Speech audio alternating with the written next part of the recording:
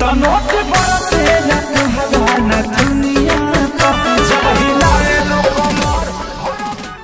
जी, खेसारी लाल यादव का नथुनिया ने नोट बरसा दिया। जी हाँ, इतना नोट बरसा दिया कि बॉलीवुड वाले देख के अभी का डेट में शौक है। जी हाँ, क्योंकि बॉलीवुड का भले लोग 4 से 5 दिन के अंदर जो है भैया बहुत ज़्यादा पैसा खींचते हैं व्यूज़ के माध्यम से। बॉलीवुड का व्यूज़ आप देखिएगा तो 4 दिन में 50 मिलियन व्यू, 5वां दिन 60 मिलियन व्यू। लेकिन अल्टीमेट जब आप 1 महीना के बाद देखिएगा, 2 महीना के बाद उसी वीडियो को देखिएगा तो 100 मिलियन व्यूज़ नहीं टच कर पाता है। तो वहीं खेसारी लाल यादव का जो है नथुनिया, जी हाँ, इस गाने का बोल भी कैसे था, नोट बरसेला तोरा नथुनिया पर जब हिलावेलू कमर हारमोनिया पर। जी हाँ, इस प्रकार का बोल भी था गाने का कि नोट बरसता है नथुनिया पर जब हिलाती है कमर हारमोनिया पे भैया, ठीक है ना। तो ये गाना जो है सच में इतना नोट बरसा दिया कि मत पूछिए। जी बिल्कुल, और 1 महीने के अंदर 100 मिलियन व्यूज़। जी हाँ, इसलिए तो जो है इनको